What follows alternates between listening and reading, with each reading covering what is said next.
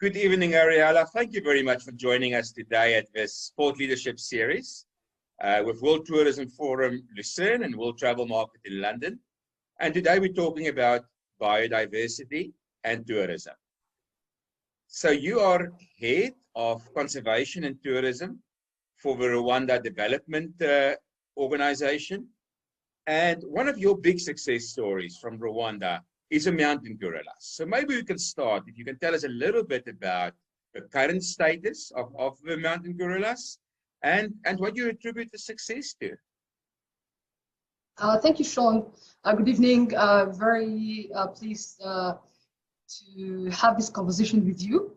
Actually, before I deep dive into your conversation, into this discussion, I just wanted to also highlight that we've just concluded an amazing annual gorilla ceremony, naming ceremony. This is a special event that we hold every year, and we were having our 16th edition to celebrate our conservation efforts. And this, of course, with gorilla conservation at the head of all conservation efforts. Particularly to your question, the gorilla population in the Virunga Massif, shared by Rwanda and other two countries, has been characterized by a significant increase for the last 2 decades. To give you an example, we had over 400 only gorillas in 2003, and now they are at 605 as per the census conducted in 2016. So this is on average a 26.5% increase, and has been a result of really strict conservation practices, which take tourism, conservation, and communities as a partnership, and that have really resulted in great successes, as we can see. And therefore, the mountain gorillas have been classified by the IUCN Red List from critically endangered to endangered in 2018. So just to give you a bit of an understanding of where we are in mountain gorillas conservation. So both government plays a role in regulation, then I guess Absolutely. Industry has a leading role because they're a big stakeholder, and communities. So maybe you can tell us a little bit about the respective roles of government, industry, and communities. So governments put together these practices in consultation and collaboration with not only communities, but also conservation partners. So we have conservation partners that operate in this region. We are in a very good collaboration, and all the measures that we put in place are all in line with collaboration and consultation that we make. Therefore, seeing the interest not only of nature, but also of the people. To give you an example, the people that surround the national parks, not only the Volcanoes National Park, where you find the majestic mountain gorillas, across the country, we have a policy that promotes community livelihood improvements through tourism. So how we do this? Since 2005, tourism revenue sharing scheme was put in place, where all the revenues that we get from the parks, that we take 5% of total revenues from the parks, and are invested in community livelihood improvement projects.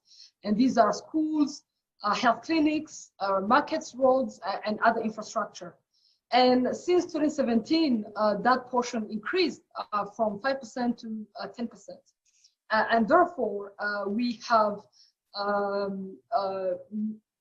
the communities are co-investors in nature conservation and mountain gorillas conservation.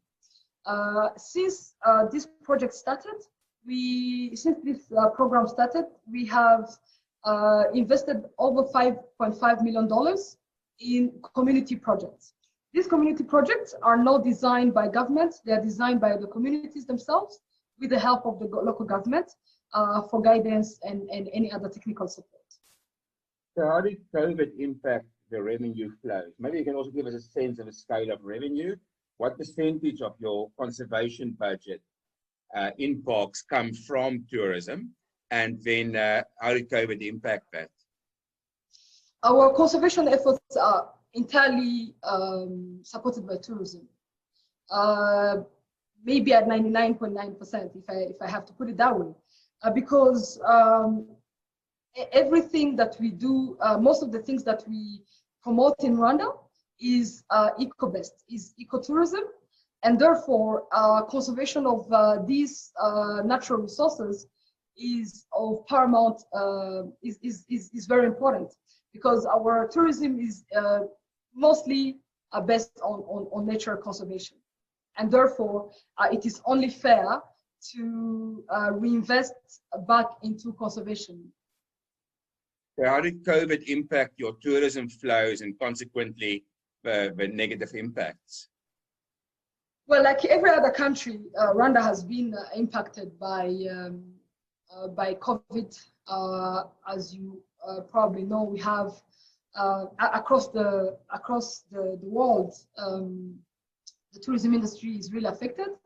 But currently, what we are doing mainly is to recover from the pandemic impact.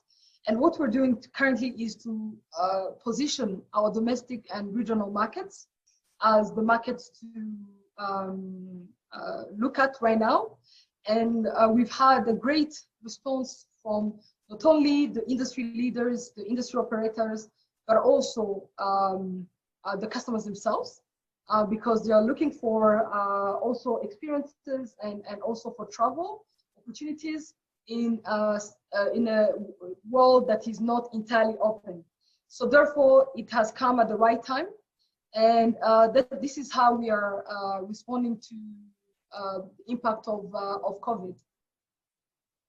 So if you look at the industry best practice, you've got tour operators, you've got concessionaires. What leadership do you see coming from industry to contribute to conservation? I'm sorry, Shaun, I didn't hear the question. It did break a bit. I'm asking about the contribution of industry to conservation and your public-private partnership model.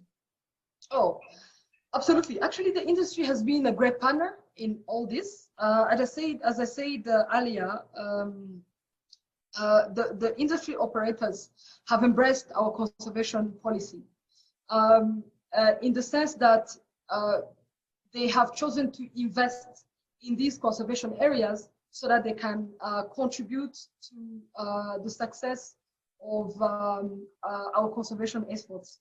Had it not been for a good partnership between us and the industry, we wouldn't be having investors choosing Rwanda not once, not twice to bring their money to Rwanda to offer unforgettable experiences that are conservation friendly, and also that directly contribute to not only the conservation of the nature and the wildlife that we talked about, but also improving community livelihoods, and this through creation of jobs and other opportunities. So it's an amazing good news story. The population growing, moving from the critically endangered IUCN red list to the endangered list, but it means some threats remain. The problem is not solved. So, I'm told that humans are still a greater threat than leopards for different reasons. So what threats do you see remaining? I would say the main threat remains, first of all, we need to increase the number of the mountain gorilla population so that it can continue to thrive in its natural habitat. But the natural habitat is not increasing as much as the gorillas are increasing. And these are species that require space for the different families, the different groups, and therefore we need to create enough space for them to reduce on the fighting for influence, for space, and for attention among themselves. That's why the government of Rwanda has embarked for the last 3 years also on a project to expand the gorilla habitat. So as I mentioned earlier, the Volcanoes National Park is home to the mountain gorillas, and therefore we've embarked on a project to increase the size of the Volcanoes National Park for these species to have more space, but also taking care of the community livelihoods. So the way we'll do it, we will have the land that we'll get from the communities through their consensus, because they see the benefits not only today but also for generations to come. As I said, it's a partnership. So once we are able to secure this space, communities as well will be able to continue their agriculture activities in a very efficient way, in an efficient use of land, but while also creating space for gorillas to reduce on the human encroachment on the vicinity of the Volcanoes National Park. I understand the gorillas are also susceptible to human health conditions like flu and pneumonia. Absolutely. There is scientific evidence that human respiratory diseases can affect gorillas. However, maybe to perhaps create the assurance for mountain gorillas lovers and those who really want to create a better future for gorillas, we have taken on very stringent measures and enhanced measures amidst this pandemic. For instance, our rangers, those who take care of the integrity of the national park, and also the trackers who, on a daily life, monitor this population, as well as the veterinarians, are within the lockdown period. They were locked out of the community contact. They were all taking that sacrifice for the protection of the mountain gorillas and its habitat. In addition, as government, we started a program of regularly testing all the people who interact with them.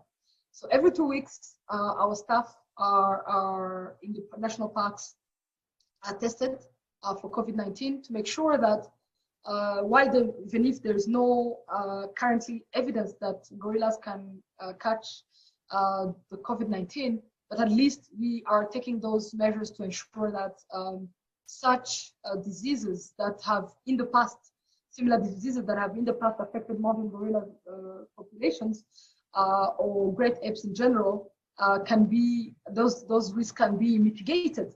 So we've taken those measures, and currently for people to visit gorillas, they have to have a COVID-19 negative result to be sure that there is no exposure that is being brought into their habitat.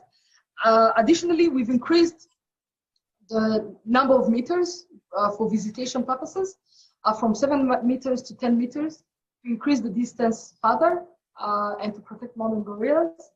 Lastly, it's mandatory to wear a surgical mask at all times when in the park. I would summarize among other measures that would choose to point out these ones. And so far, we've had good collaboration from the customers, from tourists, from the communities, and from the health organizations between the human side and the animal side to work together for conservation. Ariella, thank you so much for your time this evening. It's a beautiful success story from our continent. And if all goes well over lockdown, I hope to visit you next year this time. You're welcome. Rwanda is open since 1st of August. So we are waiting for you. There is a direct flight from Dubai and from London, from South Africa. So wherever you choose to fly from, Rwanda is ready for you. Well, it's tourism that matters. It matters for the environment. It matters for communities. Thank you very much. Thank you, Shaun. It's been a pleasure discussing with you.